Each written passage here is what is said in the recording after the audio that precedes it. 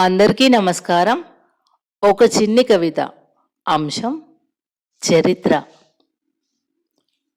కాలం నడిచిన దారిలో కరిగిపోని అడుగుల ముద్ర. కాలం నడిచిన దారిలో కరిగిపోని అడుగుల ముద్ర. గతం రాసిన గీతలలో భవిష్యత్ చదివే పాఠం.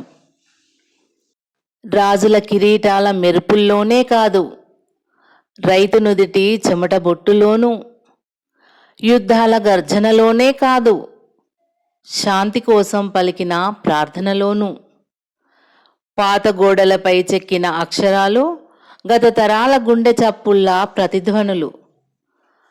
కాలం మడిచిన ప్రతి పుటలో జీవితానుభవాల జ్ఞాపకాల వెలుగులు. విజయం వచ్చిన వేళ గర్వం నేర్పుతుంది, పరాజయం వచ్చిన వేళ జాగ్రత్త చెబుతుంది. తప్పులను మళ్ళీ చేయొద్దని హెచ్చరిస్తూ సరైన దారిలో నడవమని చూపిస్తుంది. చరిత్ర అనేది కేవలం కథ కాదు, మనుగడకు నిలువెత్తు అర్థం. అంతేకాదు, మనుగడకు నిలువెత్తు అర్థం. నిన్నటి నిజాలను తెలుసుకున్నవాడే రేపటి ప్రపంచాన్ని నిర్మించే శిల్పి. గతాన్ని గౌరవించిన ప్రతి హృదయం భవిష్యత్తుకు దీపస్తంభం అవుతుంది.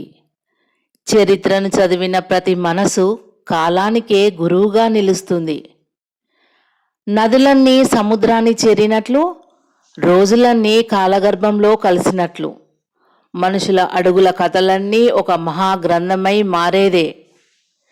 మట్టిలో కలిసిన పాత పాదముద్రలు, మరచిపోయిన స్వరాల ప్రతిధ్వనులు, చెదిరిపోయిన గోడల చీలికల్లోనూ కాలం దాచిన రహస్యాలే. గడియారం ముళ్ళులు ముందుకు పరిగెడతాయి, కానీ చరిత్ర వెనక్కి తిరిగి చూపిస్తుంది. ఎక్కడ తప్పిపోయావో చూడు అని, ఎక్కడ నిలబడ్డావో, ఎక్కడ నిలబడాలో నేర్చుకో అని. పర్వతాలంత గర్వం కూలిపోయిన వేళలు, గడ్డి పోచంత ధైర్యం గెలిచిన క్షణాలు, అహంకారం ఓడిపోయిన యుగాలు, సత్యం నిలిచిపోయిన సాక్ష్యాలు. చరిత్ర కేవలం రాజభవనాల కథ మాత్రమే కాదు, రాతిదారిలో నడిచిన పేదవాని గాథ కూడా. యుద్ధ వీరుల కీర్తి మాత్రమే కాదు, కన్నీళ్లను దాచుకున్న తల్లుల గీత కూడా. చరిత్ర అంటే కేవలం ఒక పుస్తకం కాదు, కాలం రాసిన మనిషి ఆత్మకథ. దాన్ని అర్థం చేసుకున్న మనసుకు ప్రతి నిన్న ఒక గురువు, ప్రతి ఈరోజు ఒక అవకాశం, ప్రతి రేపు ఒక బాధ్యత. ధన్యవాదములు.